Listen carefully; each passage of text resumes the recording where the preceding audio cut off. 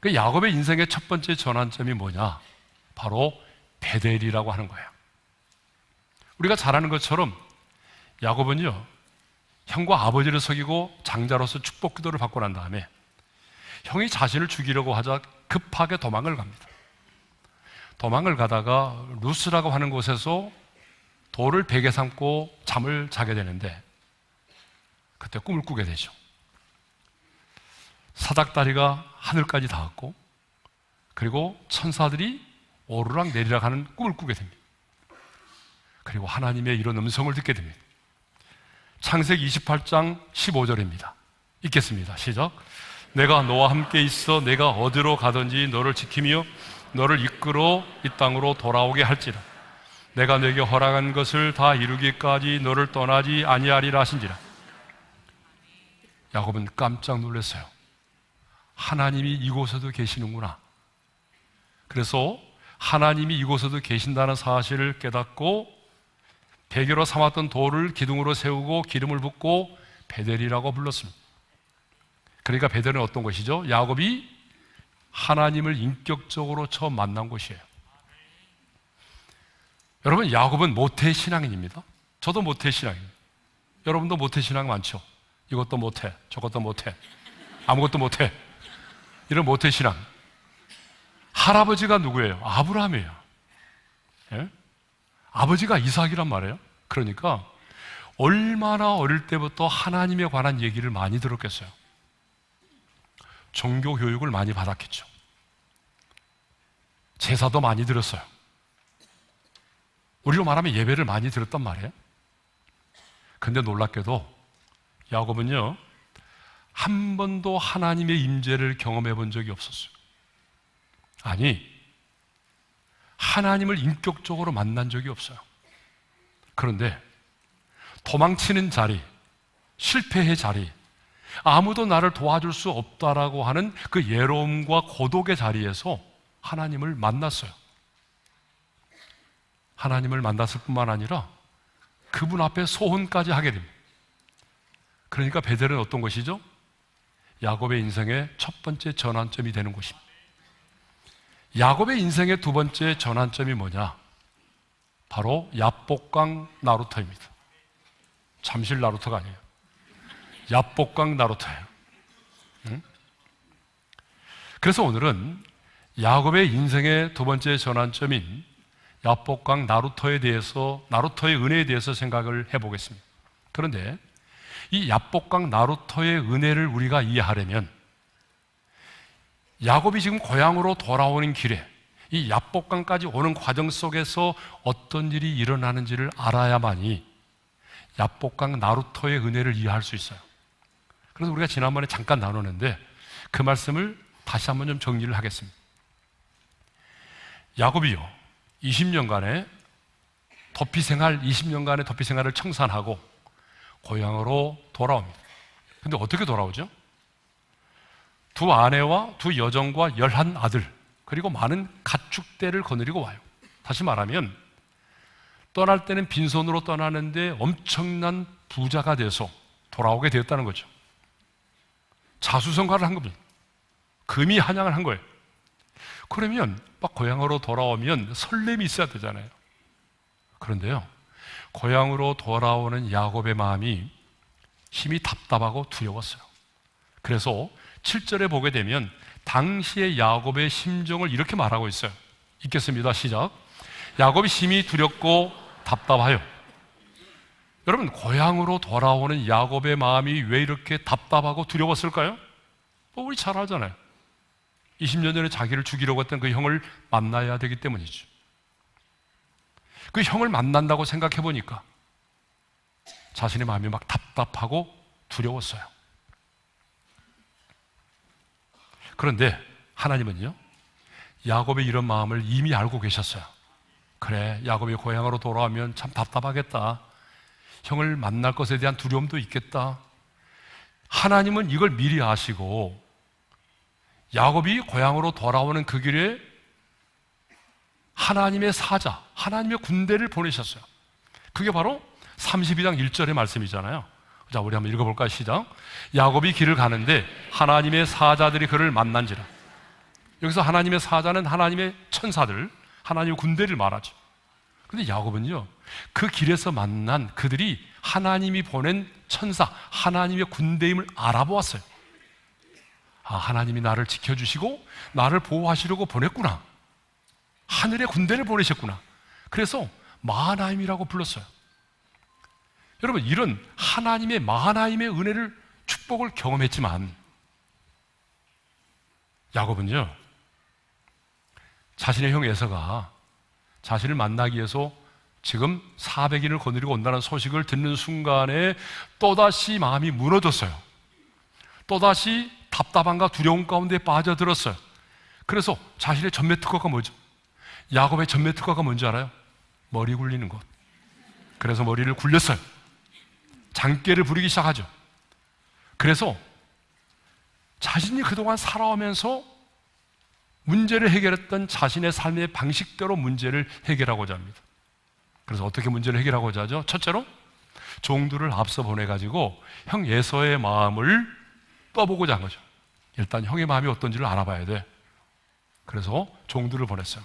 두 번째는 어떻게 했어요? 두 번째는요, 동행자와 가축을 두 대로 나누어서 앞서 보냅니다. 그래도 마음의 두려움이 사라지지 않으니까 이번에 기도합니다. 근데 나의 하나님께 기도하는 것이 아니라 조상들의 하나님께 기도합니다. 그 기도의 내용을 보니까 뭐예요? 약속하신 말씀대로 내게 은혜를 베풀어 주세요. 하나님이 내게 베풀어 주니 그 모든 은총으로 제가 부자가 되었습니다. 또 뭐라고 말합니까? 솔직하게 자기 심정을 말합니다. 형 에서가 나와 내 가족을 칠까 두렵습니다. 그러니 형의 손에서, 에서의 손에서 나를 건져내 주세요. 여러분, 기도만 보면은 정말 멋있는 기도 아니에요? 그럼 이렇게 기도를 했다면 두려움이 없어야 되잖아요. 기도라는 게 뭐예요? 맡기는 거잖아요. 근데 기도를 했는데 야곱의 마음은 여전히 두려움이 있었어요. 기도를 했는데. 그래서 어떻게 하죠? 기도가 끝나고 난 이후에 곧바로 550마리나 되는 많은 가축대들을 형들에게 보냅니다. 왜요? 이 많은 예물을 주어서 형의 마음을 움직이려고 했던 거죠. 그게 바로 20절 하반절이에요. 자, 20절 하반절의 말씀을 우리 함께 읽겠습니다. 다 같이요. 예물로 형의 감정을 푼 후에 대면하면 형이 혹시 나를 받아주리라 함이었더라. 여러분, 야곱은요, 하나님을 인격적으로 만난 적이 있어요. 20년 동안 하란에서 도피 생활을 하면서 정말 끝없이 하나님의 돌보심을 경험했어요. 그리고 돌아오는 길에도 마하나임의 축복을 경험했어요. 그리고 기도도 했어요. 그런데 현실이 바뀌어진 게 없거든요. 형 에서가 400인을 거느리고 자기를 만나러 온대요. 그러자 어떻게 했어요? 또다시 믿음이 무너졌어요. 현실 앞에서 또다시 흔들립니다. 두려워 떨기 시작합니다. 그래서 장깨를 부리죠. 자신이 살아왔던 삶의 방식대로 문제를 해결하고자 합니다. 믿음과 현실 사이에 엄청난 갭이 있었어요. 아니, 현실 속에서 그 믿음이 작동되지 않았어요. 그냥 믿음은 믿음이고 현실이 현실이었어요. 그런데 여러분, 이 야곱의 모습이 저와 여러분의 모습이 아닌가요? 여러분, 야곱을 딱 보니까 여러분의 모습 보는 것 같지 않아요? 전혀 그렇지 않아요? 야곱의 모습이 어쩌면 이 시대를 살아가는 우리의 모습과 너무나 같아요. 왜냐하면 우리도 하나님을 인격적으로 만난 적이 있잖아요. 지금까지 살아가면서 수없이 하나님의 돌보심을 경험했잖아요. 수없이 많은 예배 드렸잖아요. 오랜 시간 기도했잖아요. 그래서 막 예배 드릴 때는 마음의 평안도 있었고, 기도할 때는 뭐든지 해결할 수 있는 확신도 있었잖아요. 그래, 하나님이 도와주실 거야, 이런 확신도 있었잖아요. 근데 직장에 가보니까, 가정으로 돌아가 보니까 자식은 그대로고 문제는 그대로 남아있고 여전히 내 앞에는 어때요? 문제가 산적해 있단 말이에요.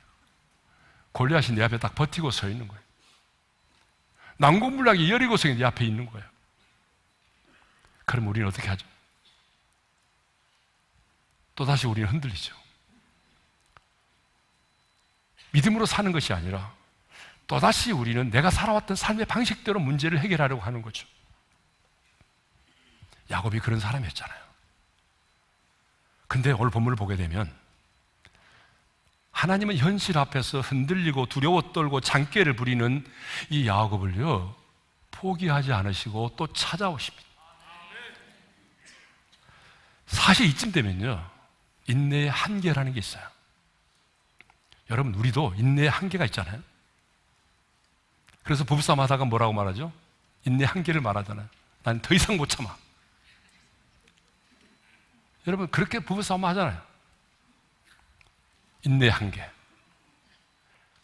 여러분, 하나님도 인내의 한계가 있을 법한데, 그런데 하나님은 이런 야곱을 포기하지 않으시고 다시 찾아와 주십니다. 사실 이쯤 되면요, 인내 한계를 경험하면서 야곱, 너는 참 구제불능이로구나. 내가 보니 너는 선구자야. 선천성 구제불능 자아상실자야. 너같이 변하지 않는 놈은 내가 본 적이 없어. 여러분, 이렇게 말씀하면서 야곱을 포기해버릴 수도 있잖아요. 그런데 하나님은 야곱을 포기하지 않으셨어요. 다시 찾아오사 만나주시고 인생의 새로운 전환점이 될 수 있는 놀라운 은혜를 베풀어 주셨습니다. 이것이 바로 뭐예요? 이것이 바로 야복강 나루토의 은혜라고 하는 거죠. 그러면 야복강 나루토의 은혜가 뭐예요? 결론부터 좀 구체적으로 말씀드리면 야복강 나루토의 은혜는요, 이거예요. 그럼에도 불구하고 하나님이 야곱을 포기하지 않으시고 다시 찾아와서 야곱을 만나주시고 상상할 수 없는 은혜를 베풀어 주셨다는 거예요. 그래서 다시 내 중심의 삶에서 하나님 중심의 삶을 새롭게 살아갈 수 있도록 새로운 인생을 시작하게 했다는 거예요. 이게 바로 뭐예요? 야복강 나루토의 은혜입니다. 저는 오늘 이 말씀을 듣는 여러분의 인생 가운데 이번 한 주간 내내 야복강 나루토의 은혜가 임하기를 소망합니다. 그러면 누가 이 야복강 나루토의 은혜를 누릴 수 있느냐? 누가 이런 야복강 나루토의 은혜를 경험할 수 있느냐? 첫째로 예로이 홀로 서 있는 자입니다. 자, 야곱은 기도 후에 밤에 일어나서 자신의 모든 소유와 두 아내와 두 여종과 자신의 모든 가족들까지 다 나루토를 건너게 했습니다. 그게 바로 22절과 23절 아니에요? 자, 22절과 23절을 읽겠어요. 시작. 밤에 일어나 두 아내와 두 여종과 11 아들을 인도하여 야복강 나루를 건널세 그들을 인도하여 시내를 건너가게 하며 그의 소유도 건너가게 하고. 여러분, 우리는 너무 쉽게 이 말씀을 읽었지만 야곱의 입장에서 보게 되면 이게 쉬운 게 아닙니다. 야곱이 여러분 어떻게 해서 이 많은 물질을 얻었어요? 오늘날로 말하면 어떻게 해서 이 많은 가축대를 얻었냐고 말해요. 쉽게 얻었어요? 아니잖아요.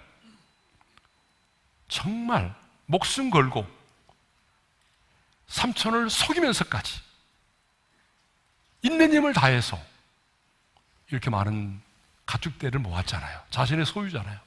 그런데 이제 자신의 그 모든 소유를 다 떠나보냈습니다. 자신의 품에 있던 두 아내도 11 아들도 종도 다 떠나보냈습니다. 이제 의지할 수 있는 건 아무것도 없어요. 그리고 예로이 홀로 야복강 나루터에 서 있었습니다. 24절입니다. 읽겠습니다. 다 같이요. 야곱은 홀로 남았더니 어떤 사람이 날이 새도록 야곱과 씨름하다가, 야곱은 자기가 의지할 수 있는 모든 가족들, 자기의 모든 소유, 그 모든 것들을 다 떠나보내고 예롭게 홀로 야복강 나루터에 서 있었는데, 그런데 갑자기 어떤 사람이 와서 씨름을 걸어왔다는 거예요. 그 어떤 사람이 누구냐? 여러분, 이제 이후에 이제 제가 말씀드리겠습니다만은 이 사람은 어떤 사람이 아니라 하나님이세요. 그러니까 하나님께서 찾아오신 거잖아요. 그럼 하나님이 언제 야곱에게 찾아오셨느냐, 이건 너무 중요하거든요.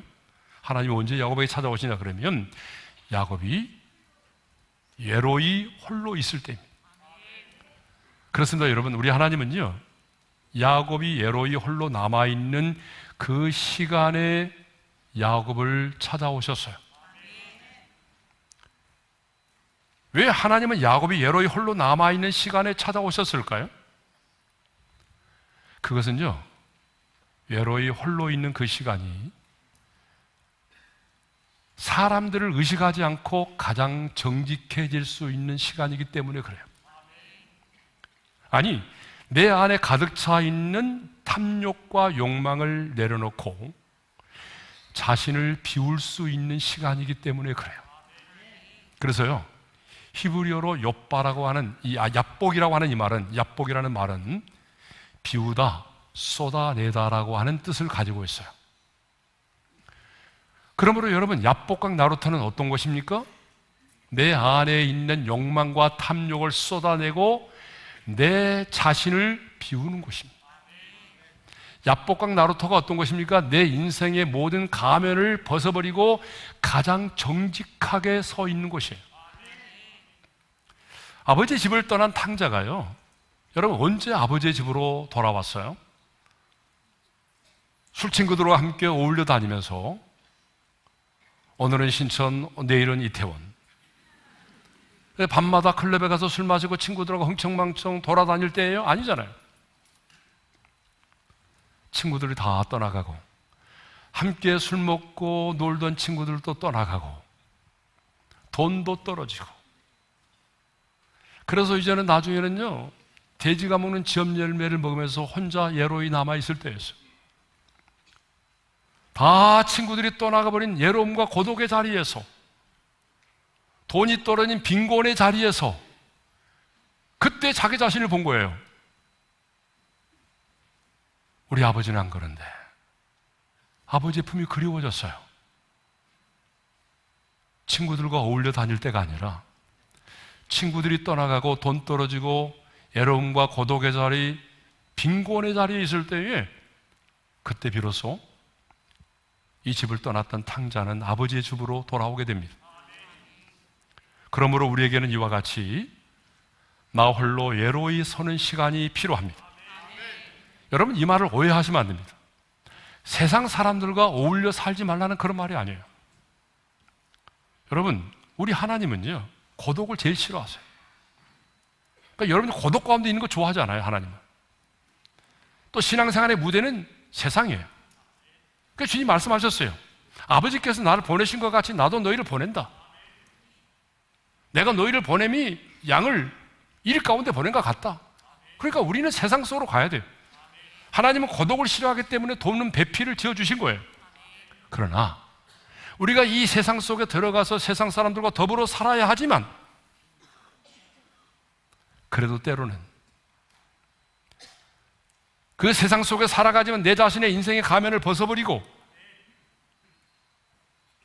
얍복강 나루터에 외로이 홀로 서야 할 때가 있다는 것입니다. 왜 그럴까요? 우리 하나님은요, 비움을 통해서만 채움의 은혜를 베풀어 주실 수 있기 때문에 그래요. 하나님께서 아무리 풍성한 은혜를 예비하셨을지라고 할지라도 비워지지 않으면 채움의 은혜가 임할 수가 없는 거예요. 그래서 여러분들이 얍복강 나루터에서 여러분 안에 있는 수많은 욕망들을 쏟아내고 인생의 가면을 벗고 하나님 저 이런 놈입니다, 정직하게 반응하고 그렇게 나아가면 그때 하나님께서 여러분의 인생 가운데 얍복강 나루터의 은혜를 허락하신다는 것입니다.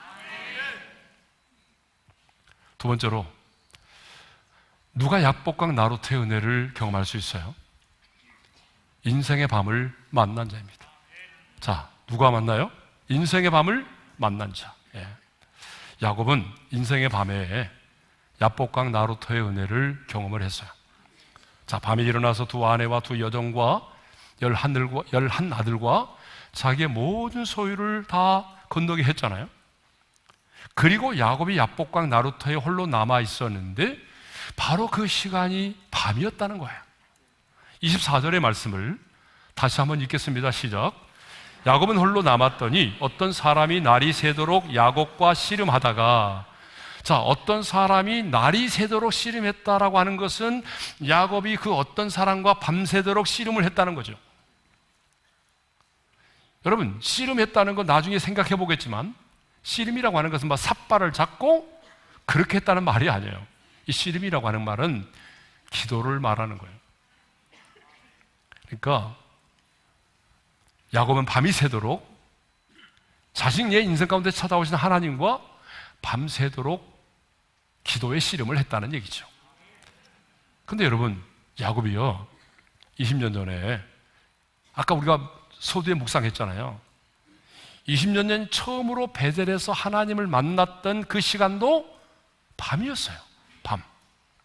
도망치는 야곱이 칠흑같이 어두운 그 밤에 애로움과 그 두려움 속에 돌을 베개 삼고 누워 잠을 자고 있을 때에 하나님이 찾아오셨잖아요.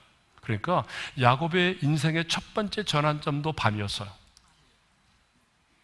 성경을 보게 되면 하나님은 많은 경우에 인생의 밤 가운데 우리를 찾아와 주시고 우리를 만나 주십니다. 여러분, 다윗도 보세요. 다윗도 언제 하나님이 나의 하나님 되심을 경험했나요? 잘 나갈 때입니까? 아니에요. 잘 나갈 때는 시험에 들었어요. 평범한 날이 아니었어요. 사울왕에 의해서 오랜 시간 동안 쫓겨다니면서 그 광야에서 밤을 지새우면서 믿었던 아들에게 배신을 당하여 배신을 당했던 그 인생의 괴로운 밤 속에서 하나님이 나의 하나님 되심을 경험한 거죠. 여러분, 욥도 언제 귀로만 들었던 하나님을 눈으로 뵙게 되었다라고 고백합니까? 잘 나갈 때가 아니었어요. 언제죠? 바로 인생의 밤이죠. 하루아침에 모든 재산을 잃어버리고 하루아침에 모든 자녀를 잃고 자신의 몸마저 병들어 있는 그 고통스럽고 괴로운 밤에 귀로만 들었던 하나님을 눈으로 뵙게 되는 거죠. 요나가 언제 하나님을 만났나요? 물고기 뱃속에서.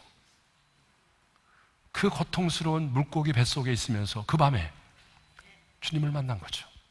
성도 여러분, 이 우주에 낮과 밤이 있잖아요. 이 우주에 낮과 밤이 있듯이 이 땅을 살아가는 인생들에게도 낮과 밤이 있습니다. 세상 사람들에게만 낮과 밤이 있는 것이 아니에요.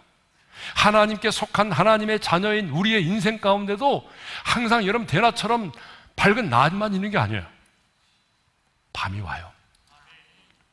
지금 우리 중에는 이미 밤 가운데 있는 분들이 계세요.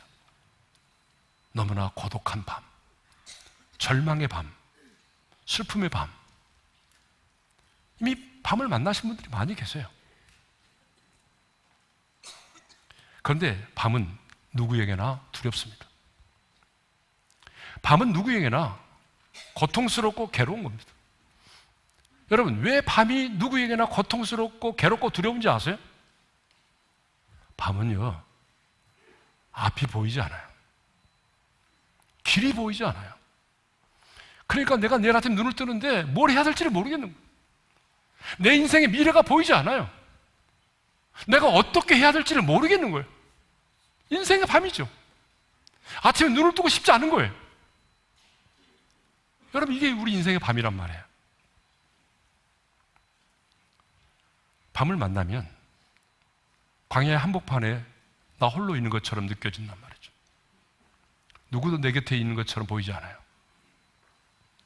하나님께 속한 자는 인생의 밤이 너무나 힘들고 고통스럽고 괴롭지만 자포자기하는 것이 아니라 하나님의 사람은 그 인생의 밤 가운데 부르짖어 기도한다는 거예요. 그랬던 사람이 성경에 있어요.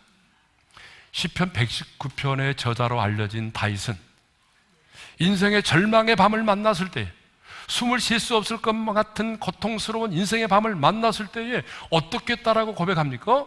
147절에 이렇게 고백합니다. 읽겠습니다. 다 같이요. 내가 날이 밝기 전에 부르짖으며 주의 말씀을 바랐사. 거기 보세요. 내가 날이 밝기 전에 부르짖었다고 말하죠. 여러분, 날이 밝기 전에가 뭐예요? 동이 트기 전에가 가장 어두운 거 아니에요? 내 인생에 가장 절망스럽고 어두운 시간, 그 밤에 하나님의 사람 다윗은 어떻게 했다고요? 부르짖었다고 말하잖아요. 그런데 여러분, 그냥 부르짖은 게 아니에요. 더 중요한 게 있어요. 부르짖는 것만이 중요한 게 아니에요. 이렇게 말하잖아요. 내가 날이 밝기 전에 부르짖으며, 그 다음에요, 주의 말씀을 바라서, 하나님의 약속의 말씀을 붙들고 기도했다는 거 아니에요? 주님 내게 이렇게 약속하셨잖아요. 주님 내게 이 말씀을 주셨잖아요. 이 말씀대로 이루어 주세요. 이 말씀을 붙들고 그 인생의 밤에 기도했다는 거죠. 그래서 환난 날에 나를 부르라. 내가 너를 건지리니 네가 나를 영화롭게 하리라. 하나님의 사람은 인생의 밤을 만나면 부르짖어 기도하는 겁니다. 자포자기 하는 것이 아니라 인생의 밤을 만났을 때에 약속의 말씀을 붙들고 기도하는 거예요. 욥과 같은 사람은 인생의 밤을 만났을 때 하나님을 찬양했어요. 그러면 어떤 일이 벌어질까요? 하나님은 인생의 밤 가운데 우리를 깊이 만나주시고 야복강 나루터의 은혜를 베풀어 주셔서 오늘 우리에게 그 인생의 밤이 밤으로 끝나지 않고 새로운 아침을 맞이할 수 있는, 분이엘의 아침을 맞이할 수 있는 그런 놀라운 은혜를 허락하십니다. 말씀을 정리하겠습니다. 누가 야복강 나루터의 은혜를 경험합니까? 정말 우리에게도 야복강 나루터의 은혜가 필요해요. 예로에 홀로 서 있는 자입니다. 여러분의 인생의 가면을 벗고 여러분의 마음에 가득 차 있는 탐욕과 욕망을 하나님 앞에 내어드리고 가장 정직한 모습으로 하나님 앞에 서는 것, 그때 주님은 여러분을 만나 주십니다. 인생의 밤을 만난 자입니다. 여러분이 만난 인생의 밤이 밤으로 끝나지 않고 하나님의 특별한 은혜를 통해서 새로운 분열의 아침을 맞이할 수 있는 특별한 하나님의 은혜가 임하기를 소망합니다.